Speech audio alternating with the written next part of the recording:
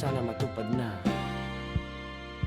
Magdadrive ako hanggang Baguio, magdadrive ako hanggang Bicol, magdadrive ako hanggang Batangas, tapos magsiswimming doon sa beach.